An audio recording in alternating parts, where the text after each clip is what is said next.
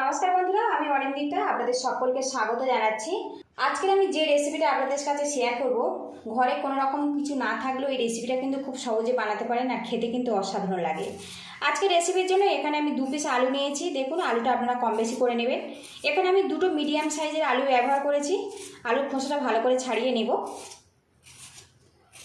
একটু খেয়াল রাখতে হবে এই আলুর গায়ে যেন কোনো রকম খোসা না থাকে, তাহলে কিন্তু রেসিপিটা রেডি হওয়ার পরে খেতে ভালো লাগবে না।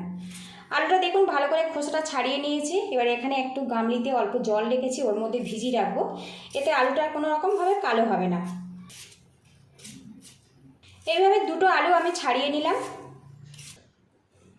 এবার আলুটা ভালো করে আমি ধুয়ে নেব। এখানে একটা বোলের মধ্যে কিছুটা আমি জল নিয়েছি, আর এখানে আমি একটা গ্রেটার নিয়েছি। গ্রেটারের যে দেখুন বড় ব্লেডগুলো আছে, এই ব্লেড দিয়ে আলুটা আমি গ্রেট করে নেব। আমি জলের মধ্যে গ্রেটারটা দিয়ে দেবো। আর এখানে একটা আলু নিয়েছি, নিয়ে এইভাবে লম্বা লম্বা করে আলুটা আমি এইভাবে গ্রেট করে নেব। এতে করে আলুর লাচ্চাটা কিন্তু অনেক বেশি বড় হবে। এইভাবে গ্রেট করে নেব। এদিকে দেখুন আলুর লাচ্চাগুলো কিন্তু বেশ বড় বড়ভাবে রেডি হয়েছে। এইভাবে কিন্তু আলুটা গ্রেট করে নিতে হবে, আর এইভাবে আলুগুলো আমি গ্রেট করে নেব। এদিকে দেখুন আলুটা কিন্তু বেশ ভালো করে আমি গ্রেট করে নিয়েছি। এবার এই আলুটা আমি 5 থেকে 6 বার ভালো করে ধুয়ে নেব। একদম পরিষ্কার করে এই আলুটা ধুয়ে নিতে হবে, তবে কিন্তু এটা রেডি হওয়ার পরে অনেক বেশি মুচমুচে আর মজাদার হবে। এদিকে আলুটা কিন্তু বেশ ভালো করে আমি ধুয়ে নিয়েছি। এবার যতটা সম্ভব এইভাবে চাপ দিয়ে আলুর মধ্যে থেকে জলটা আমি বের করে দেব। এখানে আমি একটা প্যান নিয়েছি, প্যানের মধ্যে আলুগুলো আমি রেখে দেব। এবারে গ্রেট করা আলুর মধ্যে একটা পেঁয়াজ এইভাবে আমি দিয়ে দেব। আপনারা চাইলে কিন্তু কুচিয়েও দিতে পারেন। তো বন্ধুরা, এখানে কিছুটা পেঁয়াজ আমি এইভাবে কুচিয়ে নিয়েছি, সেটাও দিয়ে দেব। এইভাবে একটু হাত দিয়ে এইভাবে ম্যাশ করে দেবো, তাহলে পেঁয়াজটা কিন্তু ছাড়া ছাড়া হয়ে যাবে। এবারে এখানে বেশ কিছুটা ধনেপাতা কুচিয়ে নিয়েছি, এর মধ্যে দিয়ে দেব। আর এখানে দিয়ে দেবো কাঁচা লঙ্কা কুচি। ঝালটা আপনারা স্বাদ মতো দেবেন। আর এইটা কিন্তু আমি পুরোটাই কাঁচা লঙ্কাতে রান্না করব, খেতে ভালো লাগবে আর অনেকটা বেশি কিন্তু স্বাস্থ্যকর। এর মধ্যে সামান্য একটু চিনি ব্যবহার করব। চিনিটা একদমই অপশনাল। দিয়ে দেবো সামান্য একটুখানি হলুদের গুঁড়ো। দিয়ে দেবো কাশ্মীরি রেড চিলি পাউডার। এখানে আমি সামান্য ব্যবহার করছি, এতে কালারটা খুবই ভালো আসবে। সবশেষে এর মধ্যে দিয়ে দেবো 3 চামচ পরিমাণে আটা। আটা দিয়ে প্রথমে আলুর গায়ে কিন্তু বেশ ভালো করে আমি মাখিয়ে নেব। এতে আলুর গায়ে কিন্তু একটা কোট হয়ে যাবে।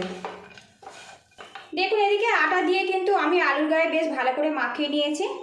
এবারে এর মধ্যে দিয়ে দেবো স্বাদ মতো লবণ। এবার লবণটা আলুর গায়ে বেশ ভালো করে মাখাবো, তাহলে কিন্তু আলুর গায়ে জলটা কিন্তু খুব ঝটপট ছেড়ে দেবে, গিয়ে একদম নরম নরম হয়ে রেডি হয়ে যাবে। এইভাবে একটু হাত দিয়ে এইভাবে ম্যাশ করে নেব। তো বন্ধুরা, আটা দিয়ে ভালো করে মাখিয়েছি। একটু আটা কম মনে হচ্ছে, এর মধ্যে আরও 1 চামচ আটা আমি দিয়ে দেব। খুব বেশি কিন্তু আটা দেওয়ার দরকার নেই, জাস্ট আলুর গায়ে একটা কোট হবে সেই মতো আটাটা দিয়ে দিতে হবে। আর প্রথমে একটু এইভাবে শুকনো শুকনো করে মাখিয়ে নেব। যদি জল প্রয়োজন হয় তো অল্প একটু জল এখানে আমি ব্যবহার করব। বেশ কিছুক্ষণ দেখুন আলুটা আমি ম্যাশ করে নিয়েছি। এতে কিন্তু আলুটা বেশ নরম হয়ে গেছে, আর দেখুন মাখা মাখা হয়ে গেছে। সবশেষে এর মধ্যে 1 চামচ পরিমাণে সুজি দিয়ে দেবো। সুজিটা দিলে কিন্তু অনেক বেশি মুচমুচে হবে। সুজিটা দিয়ে একটু এইভাবে মাখিয়ে নেব, তাহলে আমার রেডি হয়ে যাবে মিশ্রণটা। এদিকে দেখুন বন্ধুরা, সুজিটা দিয়েছি, দিয়ে বেশ কিছুক্ষণ মাখিয়ে নিয়েছি, আর মিশ্রণটা কিন্তু আমার একদম পারফেক্টভাবে তৈরি হয়ে গেছে। দেখুন এদিকে প্যানটা আমি গরম করে নিয়েছি, আর এর মধ্যে দিয়ে দেবো সাদা তেল। এখানে আজকের এই নাস্তাটা আমি শ্যালো ফ্রাই করব, তার জন্য তেলের পরিমাণটা একটু কম রাখবো। এদিকে তেলটা আমি মিডিয়াম গরম করে নিয়েছি, আর এখান থেকে যে আলুর মিশ্রণটা আমি বানিয়েছিলাম দেখুন অল্প একটু এইভাবে নিয়ে এইভাবে একটু চ্যাপটা করে দেবো এইভাবে। এবার এইগুলো তেলের মধ্যে দিয়ে দেবো। আর বন্ধুরা, এই তেলটা কিন্তু মিডিয়াম গরম করে নিতে হবে। আর যখন আপনারা এই নাস্তাটা বানাবেন, একটু প্রথমের দিকে একদম লো হিটে আস্তে আস্তে করে এটা ভেজে নেবেন, তাহলে আলুটা কিন্তু খুব সুন্দরভাবে সিদ্ধ হয়ে যাবে। খুব বেশি হাই হিটে যদি এটা ভাজেন তাহলে কিন্তু আলুটা কাঁচা থাকবে, আর ওপরটা লাল হয়ে যাবে, সিদ্ধ হবে না। এইভাবে চ্যাপটা করে করে আমি নাস্তাগুলো দিয়ে দেব। এদিকে দেখুন একটা ব্যাচে আমি নাস্তাগুলো দিয়েছি, কিছুক্ষণ এটা আমি ভাজা ভাজা করে নেব। এবার এই নাস্তাগুলো আমি উল্টে দেব। তো দেখুন নিচের দিকটা কিন্তু বেশ শক্ত হয়ে গেছে। সবগুলো নাস্তা উল্টে দিয়েও কিন্তু এইরকম হিটে এটা রান্না করে নিতে হবে। আর কালারটা দেখুন হালকা হালকা এসছে। এদিকে দেখুন সবগুলো নাস্তা আমি উল্টে দিয়েছি, আর কিছুক্ষণ এই পিঠটাও কিন্তু এইভাবে আমি ভেজে নেব। দুটো দিক কিন্তু নাস্তাটা আমি হালকা করে ভেজে নিয়েছি, এতে কিন্তু আলুগুলো বেশ সিদ্ধ হয়ে গেছে। এবার গ্যাসের হিটটা আমি হাইতে রাখবো, রেখে নাস্তাগুলো একটু ব্রাউন কালার আর মুচমুচে করে ভেজে নেব, তাহলে কিন্তু মুচমুচে হবে আর খেতে ভালো লাগবে। আর এগুলো কিন্তু একদম ব্রাউন করেই ভাজতে হবে। হাই হিটে নাস্তাগুলো আমি ব্রাউন কালার আর মুচমুচে করে ভেজে নিয়েছি। দেখুন এই নাস্তাগুলো কিন্তু রেডি হয়ে গেছে।